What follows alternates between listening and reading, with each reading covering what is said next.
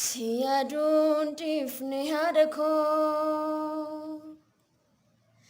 malin godagaru fagenya tamatu nagantai rakatu sirabi jira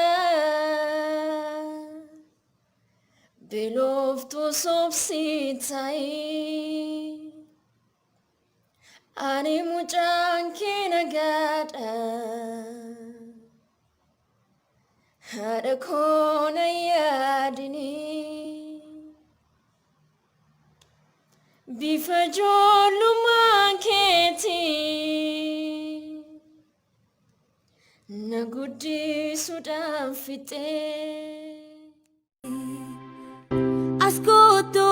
asinjira Kalayo mudifu wamigira Bishana disababa Oltarura mogad tururani Bishana disababa Duratu mekanu ratulani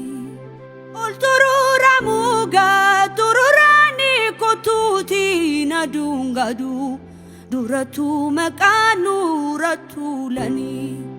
Ascolto asinjira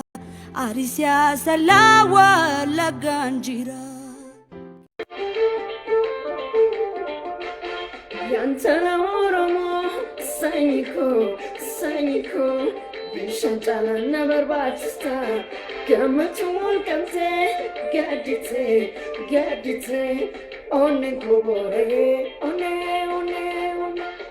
cabbiin fedhee roobee guyyaan kan kee dukkanaa'us barreen eeggata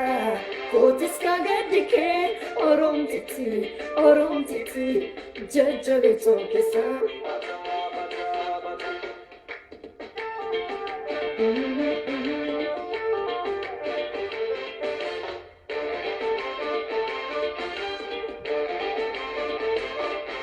Atime sanyita deberu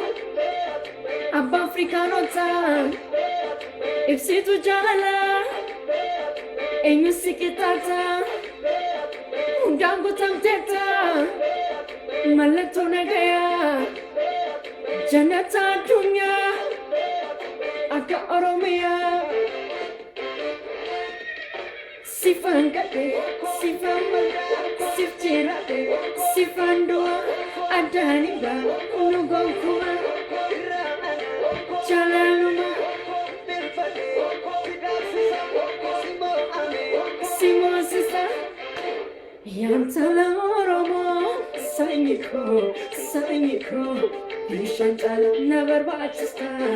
gammachuun qabtee gadditee onneen koo booree